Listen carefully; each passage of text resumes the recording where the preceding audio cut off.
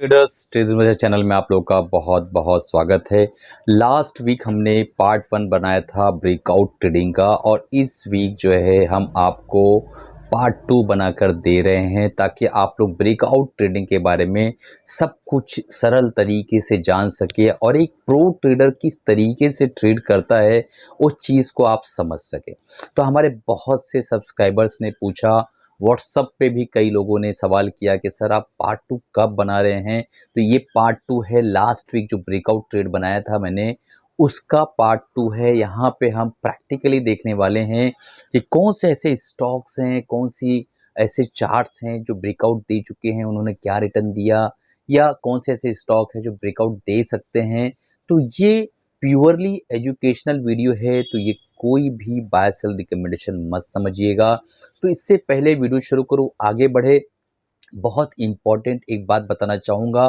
कई लोगों के मन में सवाल होगा नेक्स्ट वीक यानी ट्यूसडे को। दोस्तों सबसे पहले मैं आप लोगों को जो है गुरु नानक जयंती की मुबारकबाद देना चाहूँगा। बहुत बहुत बधाइयाँ कि गुरु नानक जयंती जो है मंडे को रहेगा। शायद मंडे में वीडियो ना बना पाऊँ, इसलिए इसी वीडियो में आप लोगों को जो है बधाई देना मुनासिब समझा दोस्तों। तो आगे बढ़ते हैं और ये कहना चाहूँगा कि 17/7/2023 यानी 17/7/2023 को निफ्टी ने वीकली टाइम फ्रेम में जिस कैंडल पे क्लोजिंग दी उसके ऊपरी स्तर पे इस वक्त हम क्लोज हुए हैं। आप वीकली टाइम फ्रेम का जब चार्ट देखेंगे तो आपको समझ में आएगा कि मैं क्या कहना चाह रहा हूँ कि मल्टीपल वीक्स की जो क्लोजिंग है उससे ऊपर हम इस वक्त क्लोज हुए हैं और इस वक्त हम लास्ट वीक के क्लोजिंग से भी ऊपर क्लोज हुए हैं। इसका क्या मतलब है? और निफ्टी का वीकली चार्ट जो है इस वक्त मिडल बोलिंगर बैंड के ऊपर चल रहा है। तो यानी हम मीडियम टू लॉन्ग टर्म में बुलिश है। पहली चीज, लास्ट वीक निफ्टी ने जो ओपनिंग की है 19,731 के आसपास और क्लोजिंग की है 19,794 के आसपास। इस दौरान इसने हाई बनाया 19,875 का और जो लो बनाया है 19,670 का, और एक छोटा सा स्पिनिंग टॉप कैंडल बनाकर उसने लास्ट वीक की हाई पे क्लोजिंग दी, जो ये दर्शाता है कि हम जो है मीडियम टू लॉन्ग टर्म में बुलिश है। शॉर्टर टाइम में थोड़ा बहुत डेंट आ सकता है, वो एक अलग इशू है। जब भी रहेगा नीचे टेलीग्राम पे जो है चैनल का लिंक है, फ्री है बिल्कुल, मैं वहाँ पे आप लोगों को अपडेट करता रहता हूँ। दोस्तों अब चलते हैं हम डायरेक्टली जो है स्क्रीन पर और आज का हमारा जो है देखते हैं पीपीटी कि भाई किस तरीके से ब्रेकआउट ट्रेडिंग के अंदर प्रॉफिट बनाया जा सकता है। बहुत से प्रो ट्रेडर सिर्फ और सिर्फ ब्रेकआउट ट्रेड करते हैं। ब्रेकआउट ट्रेड क्यों करना है, क्या करना है, कैसे करना है, पहले पार्ट में मैंने ऑलरेडी बता रखा है, आप जाकर वहाँ देख सकते हैं। इससे पहले वीडियो शुरू करूँ, आप लोगों से गुजारिश है कि अगर आप नए हैं इस चैनल पर बिल्कुल और अभी तक चैनल को सब्सक्राइब नहीं किया, सब्सक्राइब कर लीजिए, बेल बटन दबा दीजिए ताकि जब भी नए वीडियोस डालूँ आप लोगों तक पहुंच सके और आप उससे फायदा उठा सके। दोस्तों चलते हैं डायरेक्टली स्क्रीन पर और देखने की कोशिश करते हैं ब्रेकआउट ट्रेड का पार्ट 2। दोस्तों लास्ट जो हमने देखा था कि किस तरीके से हमें ब्रेकआउट्स पे काम करना है और professional traders usually breakout trades क्यों करते हैं, किस तरीके से करते हैं, उसके अंदर मोमेंटम का किस तरीके से इस्तेमाल होता है, किस तरीके से कारोबार होता है, वो सारी चीजें हमने जो है देखा था और बताया था कि भाई मोमेंटम ट्रेडिंग के अंदर ब्रेकआउट ट्रेड सबसे बेस्ट क्यों है, क्या वजह है और उसके लिए कौन से टाइम फ्रेम में कैसा किस तरीके से मोमेंट मिल सकता है और पैटर्न कितने टाइप के होते हैं। फिर उसके अंदर हमने डिस्कस किया था कि स्पेशली हम कब पैटर्न पे काम करेंगे और कब पैटर्न के अंदर वॉल्यूम की क्या सिग्निफिकेंस है, उसके बाद जो है कैंडल की क्या सिग्निफिकेंस है, सारी चीजें डिस्कस की थी। फिर यहाँ पे कब का जो है हमने वो आपको डिटेल बताया था और काफी कुछ बातें हुई थी। अब हमारा पार्ट 2 शुरू होने वाला है इस वीडियो के अंदर, तो बहुत ध्यान से देखिएगा क्योंकि ये एक जो सीरीज है ना ब्रेकआउट ट्रायंगल पैटर्न की या ब्रेकआउट का पैटर्न की, ये सीरीज आपका पूरा के पूरा माइंडसेट चेंज कर देगा अगर आप पूरी सीरीज को ढंग से देखते हैं। एक बार में अगर आपको नहीं समझ में आता तो आप 2 बार देखिए, 3 बार देखिए और समझने की कोशिश करिए कि मैं इसके अंदर क्या आपको समझाना चाह रहा हूँ, क्या बताना चाह रहा हूँ, ताकि आप प्रॉपरली इसको इस्तेमाल कर सके अपनी ट्रेडिंग लाइफ स्टाइल के अंदर। ठीक है, तो पार्ट 2 के अंदर हमें जो है बात करनी है कि कितने टाइप के ब्रेकआउट्स होते हैं, किस तरीके के ब्रेकआउट्स होते हैं। तो मैं एक एग्जांपल लेता हूं, मान लो एक स्टॉक हमारा है और वो इस तरीके से ऊपर की तरफ जा रहा है। ठीक है, अब यहाँ पे उसको एक रेजिस्टेंस फेज हुआ।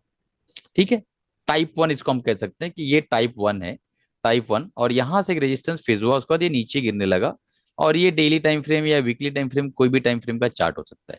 फिर यहाँ पे इसने कंसोलिडेशन किया और इस तरीके से ये वापस ऊपर जाने लगा। ठीक है, मान लो ये वीकली टाइम फ्रेम अगर हम कंसीडर करते हैं तो लगभग लगभग इसमें आमतौर पे 2 साल से 5 साल 8 साल का टाइम लगता है ब्रेकआउट में, यूजुअली ऐसा टाइम लग जाता है।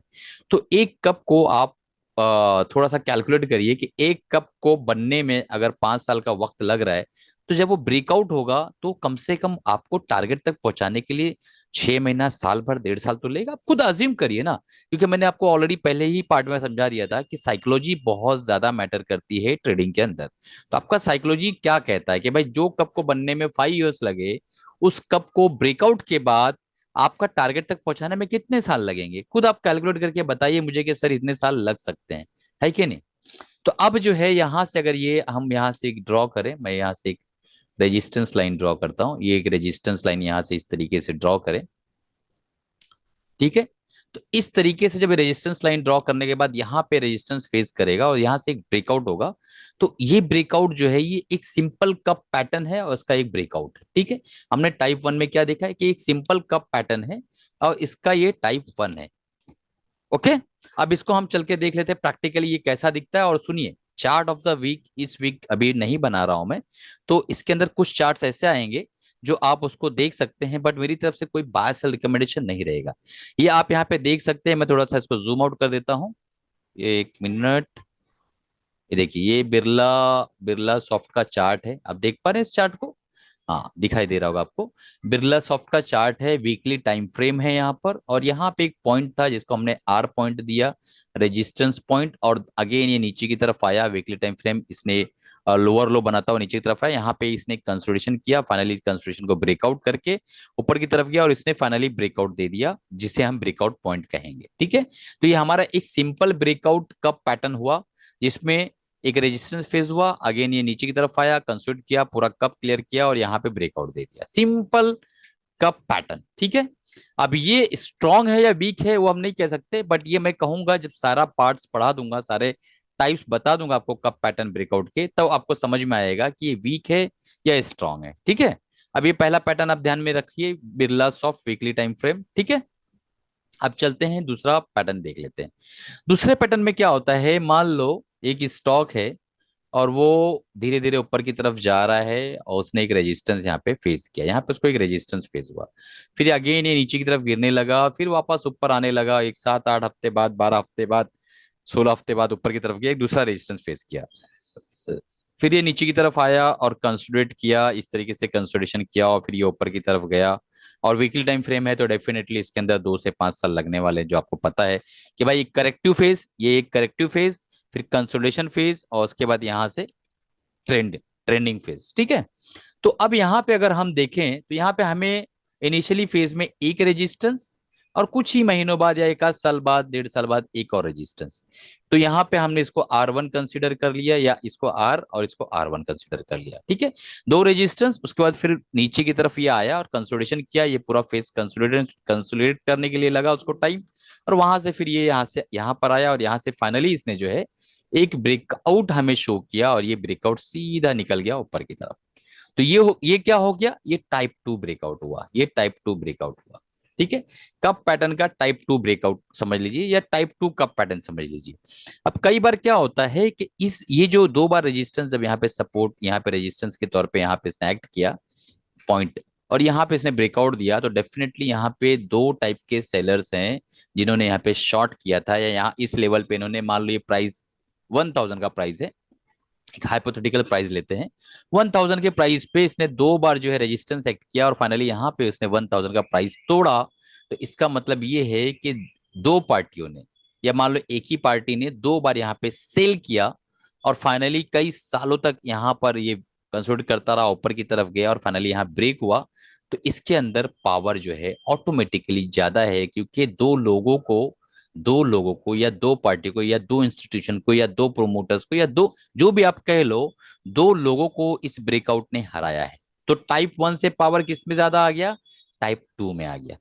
ठीक है, ये आपको शायद समझ में आ गया होगा, नहीं समझा होगा तो एक बार वीडियो फिर से देख लेना, कोई प्रॉब्लम नहीं, उसके अंदर आपको समझ में आ जाएगा। ठीक है, तो दोस्तों अब चलते हैं और देखने की कोशिश करते हैं जो मैंने अभी आपको एक्सप्लेन किया। इसको हम थोड़ा सा जूम कर लेते हैं। ये देखिए, को फोर्ज का चार्ट है, करंट चार्ट है, यहाँ पे एक बार और यहाँ पे दो बार। ठीक है, इसको भी हम कंसिडर कर सकते हैं। पर R1 और R2 दो रेजिस्टेंस पॉइंट है। यहाँ पे एक R3 हमने कंसिडर किया है इस जगह पे। और फाइनली यहाँ पे पहुंचा हुआ, अभी तक ब्रेकआउट हुआ नहीं है। वापस सुनिए मैं क्या कह रहा हूं, अभी तक ब्रेकआउट हुआ नहीं है, ये कब फॉर्मेशन ही चल रहा है, यहाँ पे ब्रेकआउट हुआ नहीं है। तो हो सकता है ये R4 की तरह एक्ट करे, वापस नीचे आए। और अगर ब्रेकआउट करता है इस तरह के कप के अंदर, तो आप यकीन मानिए कि ये टाइप 1 कप पैटर्न और टाइप 2 कप पैटर्न से ज्यादा स्ट्रॉन्ग या ज्यादा पावरफुल ब्रेकआउट होगा। ठीक है, तो ये एक आई ओपनर है, ये एक नगेट्स ऐसे हैं जो शायद आपको पता नहीं होगा। क्यों, इसके पीछे साइकोलॉजी क्या है। यहाँ पे किसने शॉर्ट किया, नीचे आया बाय करने की कोशिश की। यहाँ पे किसने शॉर्ट किया, नीचे आया बाय करने की कोशिश की। यहाँ पे किसने शॉर्ट किया। तो हम पार्टी 1, पार्टी 2, पार्टी 3 यानी तीन पार्टियों ने इसको शॉर्ट करने की कोशिश की, हम ऐसा मान लेते हैं। या एक ही आदमी ने यहाँ पे कुछ पैसे लगाया, यहाँ कुछ पैसे लगाया, यहाँ कुछ पैसे लगाया, तो तीनों रेजिस्टेंस पॉइंट मिला के काफी मनी यहाँ पे लग चुकी है। अब ये नीचे की तरफ आया और उसके बाद वापस यहाँ एक ट्राई किया उसने, एक बार फिर से रेजिस्टेंस, फिर वापस से नीचे की तरफ, फिर। तो अब जो ये पार्टियां हैं, अगर यहाँ ब्रेकआउट मान लो होता है, तो एक अच्छी कैंडल के साथ एक गुड ब्रेकआउट माना जाएगा, एक पॉजिटिव ब्रेकआउट माना जाएगा। क्योंकि यहाँ पे बहुत सारी पार्टियों के हरा कर ये कैंडल ऊपर की तरफ जाएगा, इनके सारे लोगों के स्टॉप लॉस यहाँ पड़े होंगे जस्ट ऊपर, तो वो बाकायदा यहाँ पे हिट होंगे और ये तेजी के साथ ऊपर की तरफ निकलेगा। ऐसा हो सकता है, या ये भी हो सकता है कि यहाँ पर पहुंचने के बाद ये यहाँ से वापस से नीचे आ जाए और फिर ये ऊपर जाके फिर ब्रेकआउट दे, या ऐसा हो सकता है कि नीचे आए और उसके बाद नीचे चला जाए। ठीक है, इसलिए ब्रेकआउट ट्रेडिंग में बहुत इंपॉर्टेंट होता है, ध्यान देना। मैं सारी चीजों को सिखाने वाला हूँ पार्ट 3 के अंदर, बट ये चीज समझ लिए कि ब्रेकआउट के कप पैटर्न के अंदर ही कितनी सब टाइप्स है, और सारी सब टाइप्स के अंदर आपको कितना ज्यादा बेनिफिट होने वाला है कौन कौन से टाइप के अंदर। तो ये आपने देखा टाइप 3। टाइप 3 में आपने क्या देखा, टाइप 2 में आपने क्या देखा कि भाई यहाँ पे जो है कई बार रेजिस्टेंस फेस कर रहा है, उसके बाद अगर ब्रेकआउट होता है तो उसकी अलग एक वैल्यू होती है। अब आ जाते हैं टाइप 3 को देख लेते हैं। अब ये सारी टाइप पढ़ने के बाद क्या होगा फायदा, आपको पता है, आपको डर नहीं लगेगा। देखिए प्राइस ऊपर की तरफ जा रहा है, एक रेजिस्टेंस पॉइंट पे पहुंचा, यहाँ पे कंसोलिडेट किया। अगेन दो तरह के एक्ट कर सकता है। पहला तो ये कि नीचे की तरफ आया, अगेन वापस ऊपर गया, नहीं ब्रेक कर पाया, फिर नीचे की तरफ आया, फिर जो धीरे धीरे धीरे धीरे धीरे धीरे धीरे धीरे ये ऊपर की तरफ गया, और फाइनली यहाँ पे इसने एक ब्रेकआउट दिया। ठीक है, और ब्रेकआउट देने के बाद वापस अगेन नीचे की तरफ आया, और नीचे की तरफ आने के बाद यहाँ पे ये कंसोलिडेट करना शुरू कर दिया। ठीक है, ये हो गया हमारा टाइप 3 कप पैटर्न ब्रेकआउट। अब इसमें क्या हो रहा है दोस्तों, ये समझने की कोशिश करिए आप लोग।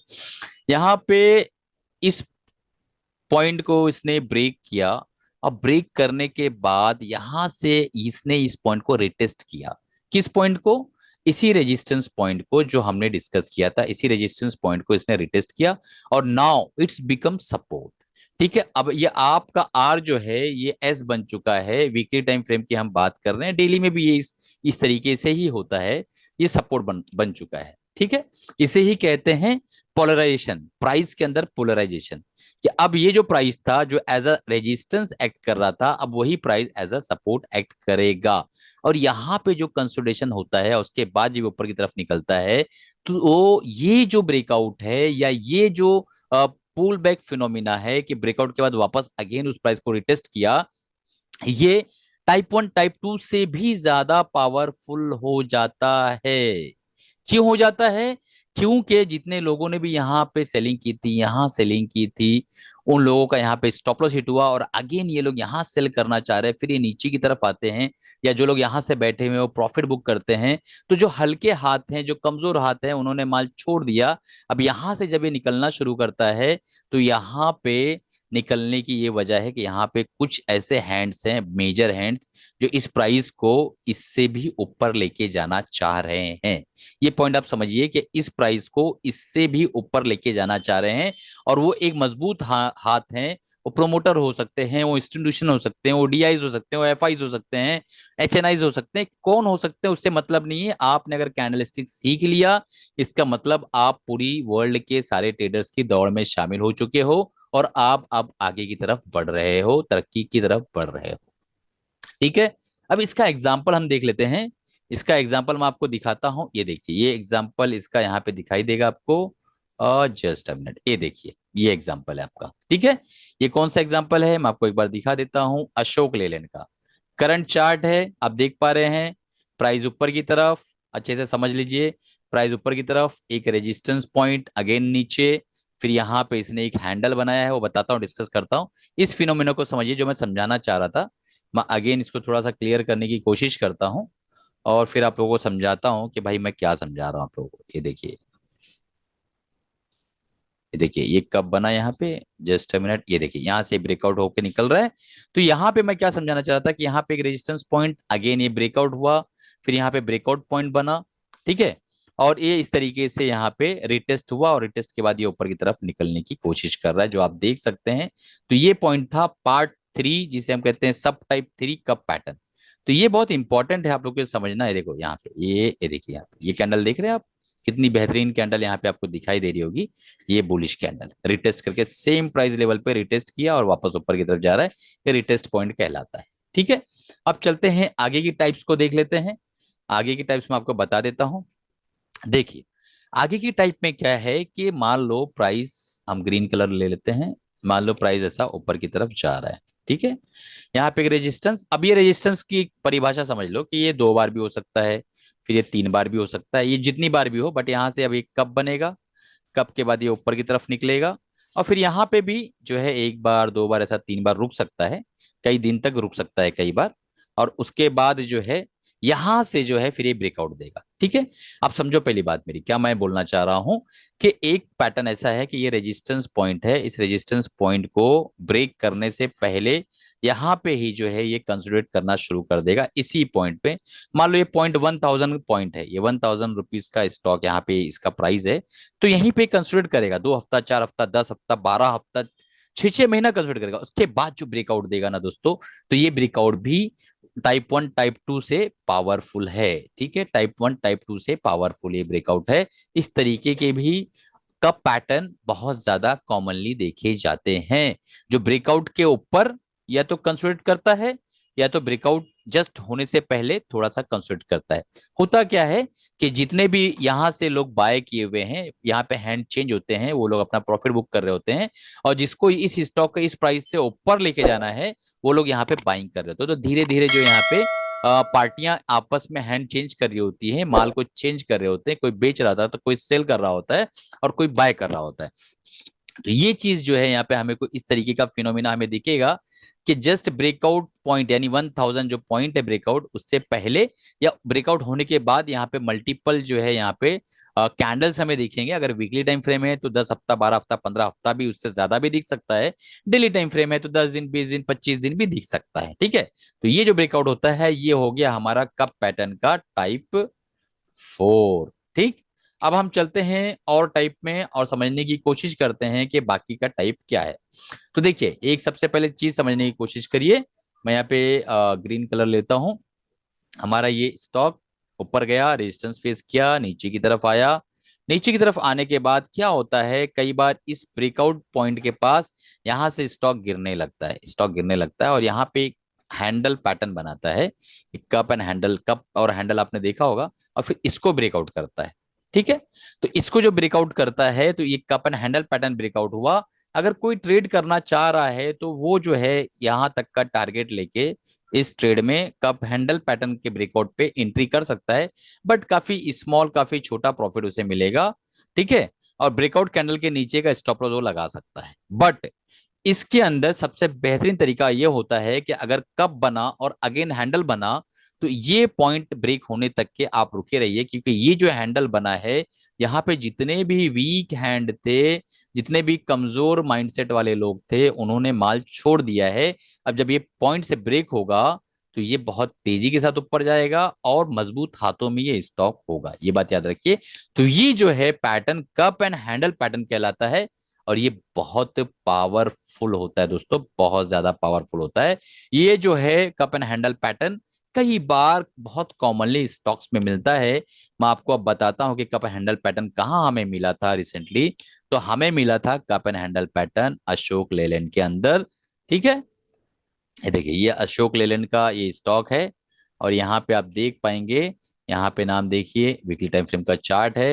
यहाँ से कंसिडर करके आप ये निकला ऊपर की तरफ, और अगेन यहाँ पे देखिए हैंडल बनाया इसने, और फाइनली इस जगह पे उसने हैंडल को ब्रेकआउट किया। ठीक है, तो हैंडल फॉर्मेशन में कई बार याद रखिए, यहाँ पे देखिए कितने दिन लग गए, यानी मुझे ऐसा लगता है कि 4 से 5 महीना लगा है, 4 to 5 मंथ्स लगा है हैंडल बनने के लिए दोस्तों। तो ये लेवल का पेशेंस होना चाहिए, ये लेवल का सब्र होना चाहिए। अगर आपको प्रॉफिटेबल ट्रेडर बनना है और आप चार्ट पैटर्न पे काम कर रहे हो, स्पेशली जब आप कप पैटर्न पे काम कर रहे हो, आपके अंदर टारगेट के लिए भी बहुत अच्छा पेशेंस होना चाहिए।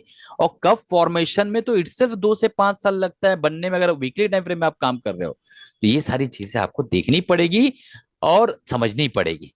ठीक है, तो इस तरीके से काम होता है। अब हम चलते हैं एक और स्टॉक को देख लेते हैं दोस्तों। वो स्टॉक है हमारा टाटा मोटर्स। तो टाटा मोटर्स में जो मैंने अभी समझाया था थोड़ी देर पहले, देखिए एक बार रेजिस्टेंस R2, उसके बाद नीचे से ऊपर की तरफ आया, यहाँ पे एक जो है पॉइंट पे इसने ब्रेकआउट दिया, और फाइनली आप यहाँ देख सकते हैं, मैं आपको समझाता हूँ। ये जो ब्रेकआउट हुआ है उसके बाद यहाँ पे यहाँ पे देखिए, ये चीज मैं समझाना चाह रहा था। यहाँ पे देखिए कई हफ्तों तक इसने कंसोलिडेट किया है ब्रेकआउट के पास। ठीक है, तो रेजिस्टेंस पॉइंट पे रिटेस्ट किया, और यहाँ पे कंसोलिडेट किया, और फिर इसने ब्रेक किया। तो ये चीज मैंने अभी थोड़ी देर पहले आपको समझाया है, तो आपने ये देखा होगा तो अच्छे से आपको समझ में आ गया होगा। तो इतने सारे पॉइंट्स है, आपको ये कैसा लगा दोस्तों वो बताइए मुझे। जो मैंने अभी आप लोगों को सिखाया पढ़ाया, बेहतर लगा, अच्छा लगा, सीख मिली कि नहीं आपको, वो मुझे बताइएगा। और अगले पार्ट में मैं आपको प्रैक्टिकल अप्रोच बताऊंगा कि किस तरीके से प्रैक्टिकल अप्रोच होता है, ये सारे पार्ट्स का, चीजों का, किस तरीके से आप काम कर सकते हैं, और किस तरीके से जो है इसके अंदर जो है आपको टारगेट्स रखना चाहिए, और किस तरीके से, एक तरीका होता है कि किस तरीके से आप इसको अप्रोच कर सकते हो, किस तरीके से आप जो है इसके अंदर ट्रेड करके, और किस तरीके से आप इसके अंदर जो है फाइंड कर सकते हो कि कहाँ पे कब पैटर्न बन रहा है। ये सारी चीजों को मैं आपको अगली बार जो है अगले पार्ट में बताऊंगा। तो पार्ट थर्ड किसको किसको चाहिए नीचे कमेंट करिएगा। अपने 10 दोस्तों तक इस वीडियो को शेयर करिए, ताकि वो लोग समझ पाए प्रैक्टिकली कि किस तरीके से कब पैटर्न के अंदर स्पेशली काम करके एक बड़ा पैसा बनता है। सारी चीजें उनको समझ में आना चाहिए। तो चलिए मिलते हैं अगले पार्ट में अगले वीडियो के साथ। तब तक के आप दोस्तों जो है मुझे कम से कम आप समझ लीजिए, मेरा व्हाट्सअप नंबर नीचे डिस्क्रिप्शन में है।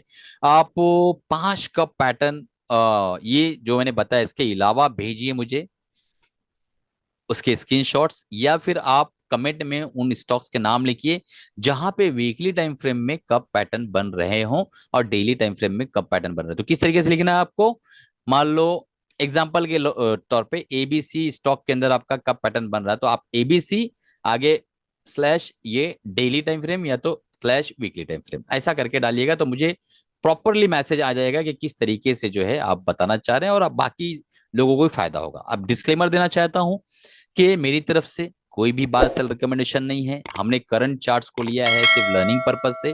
अगर आपको कुछ काम करना है तो अपने फाइनेंशियल एडवाइजर से राय मशवरा लेने के बाद काम करिएगा, क्योंकि हमने अभी डिस्कस नहीं किया है कि कब पैटर्न के अंदर एंट्री करने के बाद, ट्रेड को एग्जीक्यूट करने के बाद स्टॉप लॉस क्या होगा, वो अगले पार्ट में डिस्कस करेंगे। टारगेट्स कैसे करते हैं वो भी अगले पार्ट में डिस्कस करेंगे। किस तरीके इसको हम फाइंड कर सकते हैं कि कहाँ कब पैटर्न बन रहा है, वो भी अगले पार्ट में डिस्कस करेंगे। तो उसको थोड़ा सा टाइम लगने वाला है, तो आप लोगों को ट्रेड करना है, अपने फाइनेंशियल एडवाइजर राय मशवरा लेके काम करेगा। मेरी तरफ से कोई भी बाय सेल रिकमेंडेशन बिल्कुल नहीं है दोस्तों।